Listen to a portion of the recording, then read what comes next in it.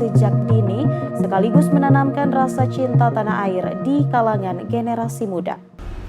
Saat ini Indonesia menghadapi berbagai isu aktual, mulai dari keamanan cyber, polarisasi politik, maraknya disinformasi di media sosial, hingga tantangan global, seperti krisis iklim, perdagangan internasional, dan pelanggaran HAM.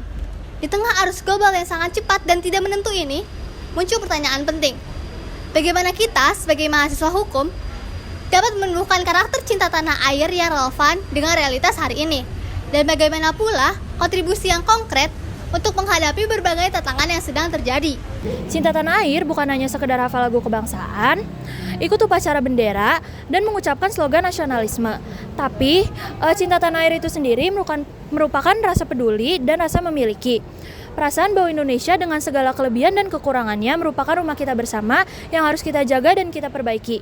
Bagi mahasiswa, cinta tanah air berarti kesadaran untuk berkembang, berkontribusi, dan mengambil peran sesuai dengan bidang keilmuan masing-masing. Tidak harus dari hal-hal besar, tapi kita bisa mulai dari hal-hal kecil yang menunjukkan bahwa kita peduli akan masa depan negeri ini.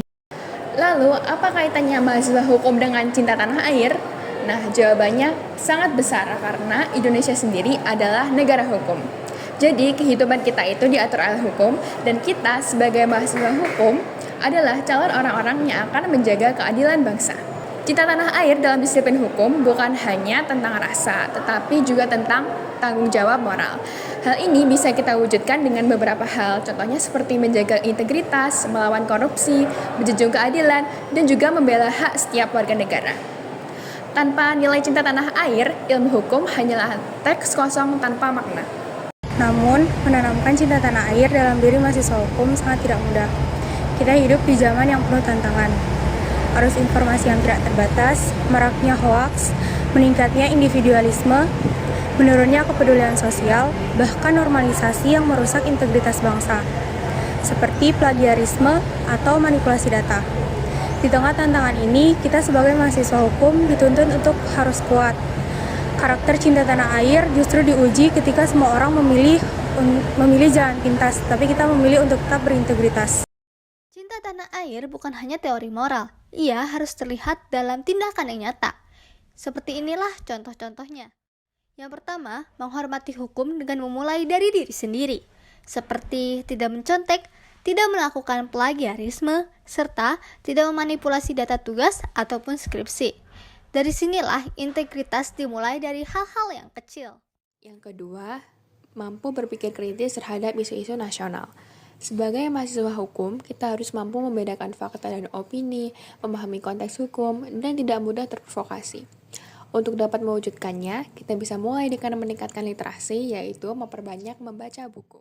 Terlibat dalam pengabdian masyarakat, misalnya ikut LBH kampus, mengedukasi masyarakat tentang hak-hak mereka, atau memberikan pendampingan hukum sederhana. Ini adalah bentuk patriotisme yang sangat nyata. Menjaga keberagaman dan menghormati perbedaan. Hukum Indonesia berdiri di atas prinsip Bhinneka Tunggal Ika. Menghargai teman yang berbeda suku, budaya, maupun pemikiran adalah wujud cinta tanah air sehari-hari. Nilai cinta tanah air dalam diri mahasiswa hukum tidak lahir dalam semalam, melainkan ia tumbuh dari kebiasaan, kejujuran, kedisiplinan, kepedulian, dan kesadaran bahwa ilmu yang kita pelajari hari ini akan bermanfaat di kedepannya. Kita sebagai mahasiswa hukum harus menjadi contoh, karena integritas bangsa di masa depan menjadi pegangan orang-orang yang memahami. Cinta tanah air bukan hanya milik para pahlawan pada zaman dahulu. Namun, cinta tanah air juga merupakan tugas kita pada hari ini.